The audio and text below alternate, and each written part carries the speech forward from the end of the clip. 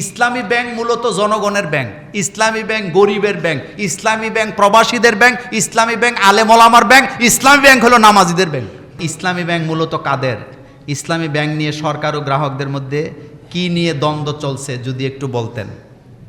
শোনেন, ইসলামী ব্যাংক, বাংলাদেশে যত ব্যাংক আছে সমস্ত ব্যাংক তৈরি হয়েছে বড় লোকদের টাকা দিয়া, আর ইসলামী ব্যাংক তৈরি হয়েছে পান দোকানদার, রিক্সাওয়ালা, ঠেলাওয়ালা, চামড়া ব্যবসায়ী, গরিব মিসকিন তাদের টাকা দিয়া।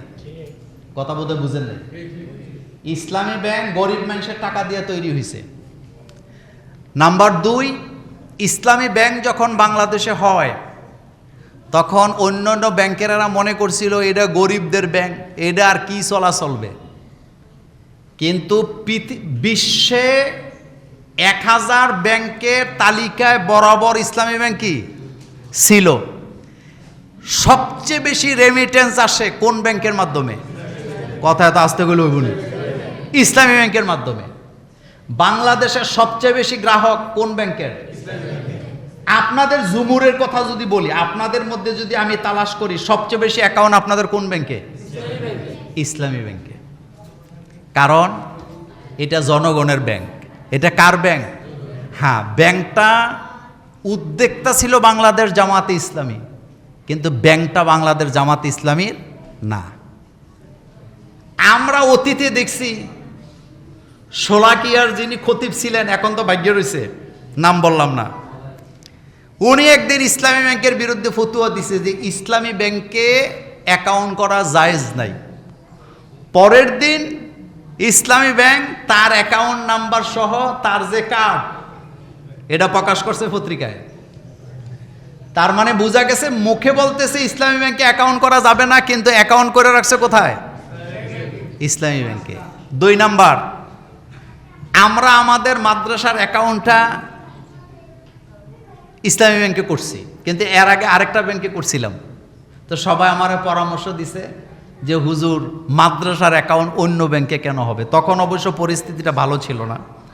তো এই প্রশ্নের জবাবটা আমি এভাবে দেব, ইসলামী ব্যাংকটারে আপনারা নষ্ট করেন না। এই ব্যাংকটা বাংলাদেশে 1 নম্বরে ছিল। এখন আপনারা ঘাউরামি কইরা চোর বাটপারে ধইরাই না চেয়ারম্যান বানাবেন। বড় লোক যারা দুর্নীতি করে, বাড়ি গাড়ি করে, আচ্ছা বলেন তো নিজের নামে করে না বউর নামে করে? তো যারা এখন ধইরাই না চেয়ারম্যান বানাইতেছে, হেতেও তো চালাক, হেতে লোন নিছে বউর নামে। তো বউর নামে লোন নিছত কেন?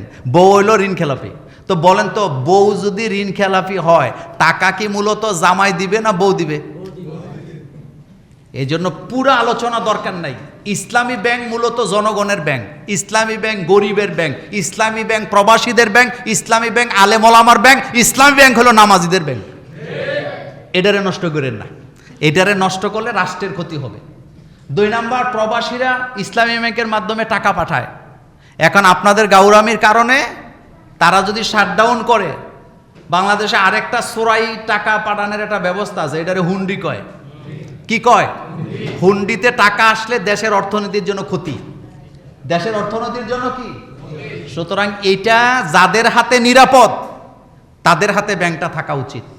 কোন চোর, বাটপার, দুর্নীতিবাজ, যারা ঋণ খেলাপি, তাদের মতো লোক এনে ইসলামী ব্যাংকে বসাক, এটা আমরা গ্রাহক হিসাবে চাই না।